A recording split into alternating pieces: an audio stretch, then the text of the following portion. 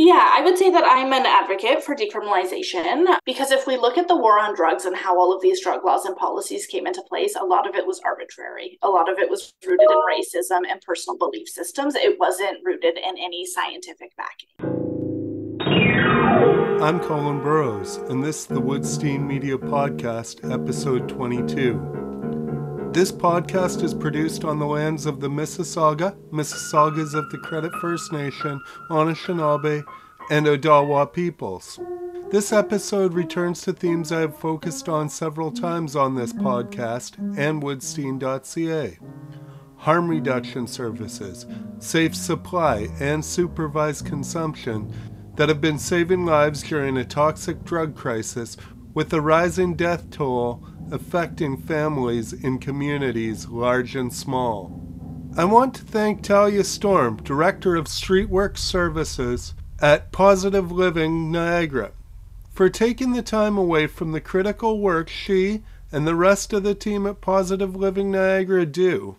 This podcast and Woodstein Media are independently produced journalism that you can support through Patreon or by donating through PayPal at woodstein.ca. That's WOOD-STEIN.ca. Thanks for your interest and support. If you enjoy this podcast, you can support it by listening to more episodes and liking, sharing, subscribing, or reviewing them. They're available on most streaming platforms. This is helpful and appreciated. First, kind of more generally, I want you to talk about all the harm reduction focuses provided by the StreetWorks program, and then we'll get more focused on supervised consumption and safer supply and things like that. That sounds good. So StreetWorks is one department within Positive Living Niagara. So the agency seeks to support people living with or affected by HIV. And of course, StreetWorks comes into it at trying to prevent infections. So we use a harm reduction approach to care, meaning that we're meeting people where they're at. We are the passengers in the car. Our clients are the folks who are driving the car, and we do our best to support them along the way. So we have the needle syringe program. So that's access to harm reduction supplies that people can access anything that they would need in order to use drugs safely. We know that drug use has existed forever and will always exist. So regardless of whether it's legal or not, our goal is to try and keep people as healthy as possible.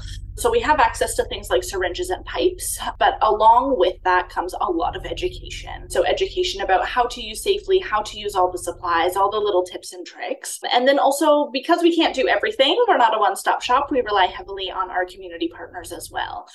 For folks who have needs outside of access to basic supplies, we do have a strong case management team, and they will help people navigate things like housing, the healthcare system, income, OW, ODSP, all that good stuff. Our Narcan program or naloxone program is certainly thriving. We hand out hundreds of kits every month to community. We've been doing that for a decade now.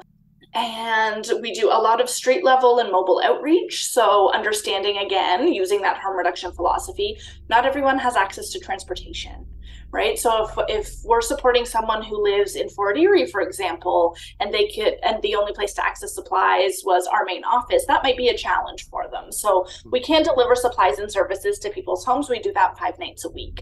We also have satellite sites. Most of those are methadone dispensing pharmacies. The understanding there is that they are open every day of the year. So when we might be closed on a stat holiday, they are open and we still ensure that access to supplies. And then, of course, you mentioned briefly our consumption site. So we do run Niagara's only consumption and treatment services site. We've been operating since December 2018, and that's been such a wonderful addition to our programming.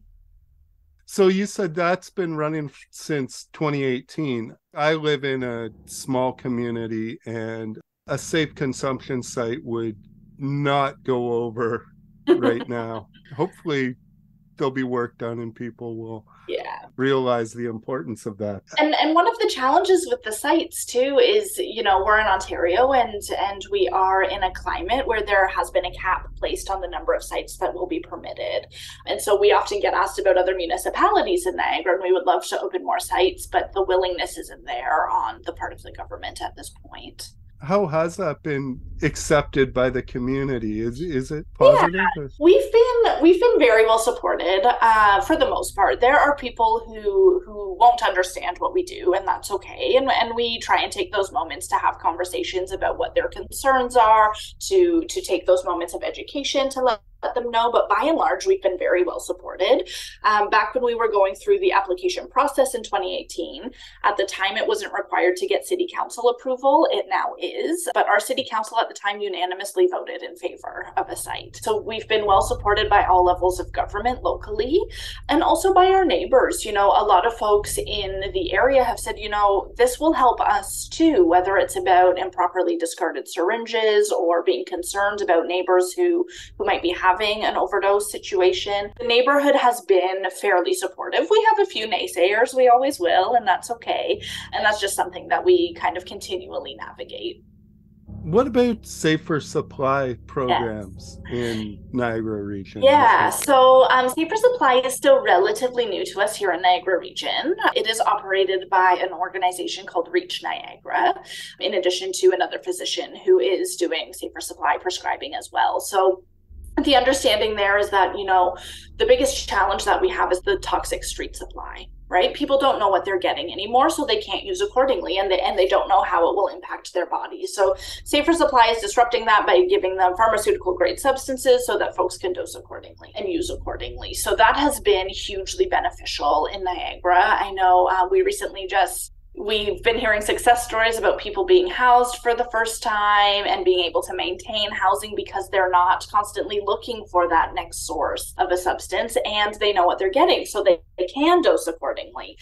We've got some people who have returned to work. So just really phenomenal stories coming out of the Safer Supply program. That's really good, because I've talked to other people about these things, and the drug supply is far more toxic than it was even 5 or 10 years ago. Absolutely. And I know some drug user activists who are very concerned about how long it's taken to get things like safer supply going, because as the drug supply gets more toxic, it's tougher and tougher to find suitable, alternatives almost. Yeah, alternatives. Yeah. Because even in my small community, there's benzodope and all that here now. And 5 or 10 years ago, it wasn't there. But now I'm hearing stories from people about how much naloxone they've had to give people. Well, I mean, safer supply needs to continually evolve in some ways, right? So right now, we often talk about safer supply for things like fentanyl, but we generally haven't gotten to the point of safer supply for things like crystal meth or cocaine. Right. Mm-hmm. And we also need to think about what we're offering as that alternative. So right now in Niagara, it's hydromorphone, which is okay. But we know it's not the ideal either for people. So it is a tough thing to keep up with the ever-changing trends, because with in the absence of changes to law and policy, we're stuck doing these reactive measures. Right? Yeah. And I've talked to groups out in BC who, as far as alternatives for things like crystal meth, their best alternative they've come up with is tested crystal meth, so that they know that they're giving something that's safe instead of something that's contaminated. And that probably doesn't go over well with people when you tell them you're going to give out crystal meth. It's a hard piece sometimes, wrapping other people's head around this work and why it's important, right? And just the humanity of supporting people. Some folks, we grew up in an era where drugs are bad, right? And it takes a lot to undo that type of thinking. As someone who's working frontline in the overdose crisis, there's been a lot of media reports, and especially one particular federal political party has really been talking bad about the work being done for decriminalization and safer supply. And how do you feel that talk impacts the work you're doing? It's hugely impactful. And it's incumbent on anyone in a position of power to look at facts and look at evidence, and to take the personal feelings out of it. And it's very, very challenging, because we need to be looking at evidence. There are mountains of evidence supporting things like safer supply programs, consumption sites, and other harm reduction initiatives. And so it's incumbent on anyone who's in a position of power to be looking at that evidence and be sharing factual information. We're getting into what feels like a bit of a dangerous time where we're just thinking about what we believe, right? We're not looking at what we know to be proven interventions for things. And so we are concerned when we look politically. Like many, we are at the mercy of what's happening in the political realm. So we certainly are concerned about what's going on at the federal level right now and where we may be headed. So we just urge everyone to look at the evidence. Even if your feelings are a bit different about things, it's important to look at what has worked. You know, we are lucky in Canada to have BC to look at, to have Europe to look at, to know what has worked in other places, and that we don't need to reinvent the wheel. So then I'm wondering, do you find, like, we have a conservative government here, do you find that they are following suit with the federal level, or is there a different attitude? It's hard to say. The folks that we interact with are very supportive of the work that we do, which is wonderful. But I think, you know, politics are always changing, and who's in power is always changing. And there is power there, tremendous power. So we'll have to kind of see how things unfold. I know when we were approved to open a site under the former Liberal provincial government, and then we were one of 3 sites who were told we could not open once the election happened. So we were actually paused for quite a few months and unable to open. Well, at that point, at the time, the new government went through a review of the research. So they came up with, yes, these sites are effective. They did place a heavier push on treatment, but we need to acknowledge, you know, people don't wake up one day and are ready to go, right? We need to support them and keep them healthy. And then if and when they're ready to access treatment, of course, we'll jump on that opportunity. But people still deserve healthcare and the right to make choices in the absence of treatment. And that's A-okay. Mm-hmm. In most of the conversations I've had, even with people who find that they're ready for treatment, it can take 5 or 6 attempts. Yeah, and the other piece of that too is the wait times. Yes. You know, we know someone who did just get into residential treatment, and I think it was 6 to 8 weeks that he had to wait, and that was frankly considered a little bit fast. So, you know, we have to have the ability to jump on that in the moment when that motivation is there, and have the resources available and the beds available for those supports. The other thing about treatment is, you know, residential treatment isn't governed in the same way. There's no regulatory body. And so people's experiences can be vastly different from treatment center to treatment center. Okay. Since we're into treatment, you've got the safe consumption. But if people do feel they're at a point in their lives when they do need treatment, what resources can you point them towards, or do you point them towards? Yeah, so we're lucky to have many wonderful community partners in the space, one of which is Community Addiction Services of Niagara. So they're actually on site 3 full days a week providing addictions counseling, and they can provide those referrals into the more formalized treatment system. We make very regular referrals to withdrawal management as well. And then, you know, when we think of treatment, I think we also need to shift how we think about it, given that we are living in an era of safer supply. Safer supply is its own form of treatment too, just like we have methadone and Suboxone. And so I think acknowledging what an individual's goals are and really respecting them, because for some people it may not be abstinence, and that's okay. It might just be, hey, I still want to use, but I want to hold down a full-time job again. And we can support people in doing that. But for other people, the goal will be abstinence. So CASN and withdrawal management are usually our 2 entry systems to that. Decriminalization. A lot of people Yes. seem to have different ideas about what that would mean. And can you talk about what you would see for that and whether you think that's the way to move forward? Yeah, I would say that I'm an advocate for decriminalization, because if we look at the war on drugs and how all of these drug laws and policies came into place, a lot of it was arbitrary. A lot of it was rooted in racism and personal belief systems. It wasn't rooted in any scientific backing. Johann Hari wrote Chasing the Scream. It's one of my favorite books. It's about the first and last days of the war on drugs. And so he really dives into the beginning of the war on drugs and how we essentially got in this mess. We know that the criminalization hasn't worked. We are living the result of that right now in the form of a significant drug poisoning crisis. So if we can shift the approaches from being criminal to being health approaches, we're going to see a lot more success. And we see people who get arrested, go to jail, they're out the next day, and then, maybe a year from now, they're doing really well and ready to get housing and a job, but they have a criminal record that follows them, even if they've been able to turn things around a little bit. So yeah, we have to look at those systems. And again, what we're doing isn't working. We have good models, like in Portugal, BC, we're doing the pilot, but there are flaws with those too. So any efforts need to be in consultation with folks who use drugs. That is critically important. A good example of that when we talk about decriminalization is the amount that you're allowed to have on you, right? And so there are thresholds of how much you're allowed to have. But I remember reading about BC, and they've set their threshold limit, but some people are saying, my dealer is 3 hours away, and that's the dealer I trust because I know that his product is good and safe and I know how to use accordingly. But I can't travel that far every day or two to stock up. So thinking about more remote communities, thinking about what that quantity is. So it's definitely complex, but it's a step in the right direction because we've seen the success elsewhere. And you mentioned something right in there about dealers who are trusted.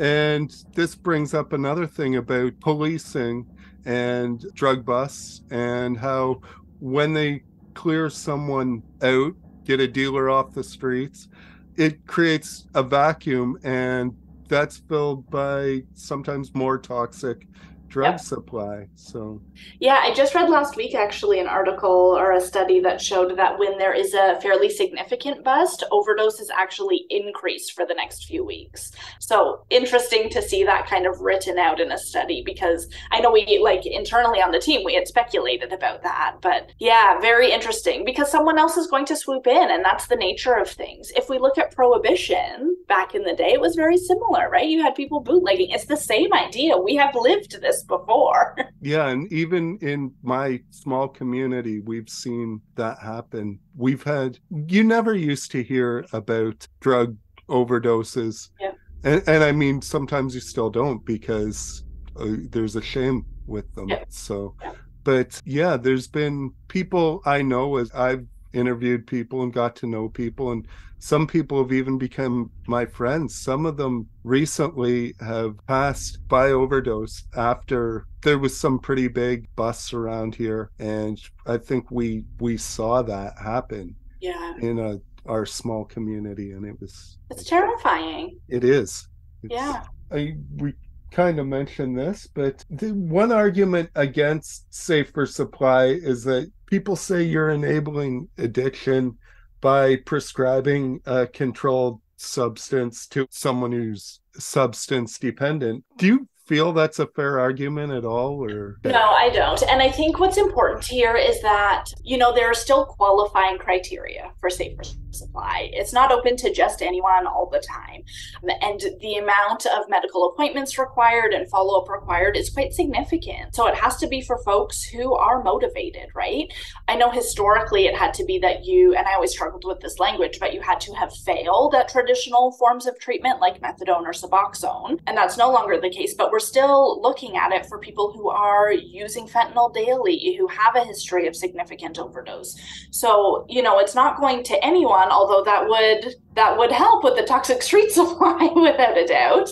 So I think we're always looking at those qualifying factors, but there's a lot that goes into that medical assessment of it. It is not something that's taken lightly. And again, we've seen the tremendous benefits for folks on that program, whether it's reduction in infections all the way up to housing and employment, and just the stability that it can create in somebody's life. I know that there's a lot of problems with this, but I kind of want your opinion on the record. Forced treatment, it's not something that I've seen work with people, and I just like your opinion. Yeah, it doesn't work. And again, there's a lot of evidence, a lot of studies that point to that. And in fact, forced treatment has the potential to increase risk, because someone is in against their will. If they leave, but their tolerance has dropped in the time that they've been in treatment, they're coming out to a very toxic supply, that tolerance is down, that's a recipe for disaster. So we know that folks have to be willing. And again, abstinence might not be somebody's goal in the treatment sphere, right? It could be, I am still going to use, but I want these parts of my life to change. So it can be tricky to navigate that. But to our conversation earlier, when people are ready, there has to be the space ways and the resources available. So across the board, people are struggling with resources without a doubt. And at this point, this crisis has affected everyone. We jumped around, so I might have missed something, but I think I've got everything that I wanted to touch on. But how did you get involved with this? Complete accident. Okay. Yeah, complete accident. So my interest was always HIV, the social side of HIV. So I was working in HIV education and prevention. So you can kind of see the link there. And then when the agency decided to start distributing naloxone, I've always loved doing those education pieces. And so I was hired on for that role and then have just stuck there ever since. It's a wonderful place. It's a wonderful team. The community we serve is just, they warm our hearts every day. And yeah, we're very, very fortunate to have very low turnover.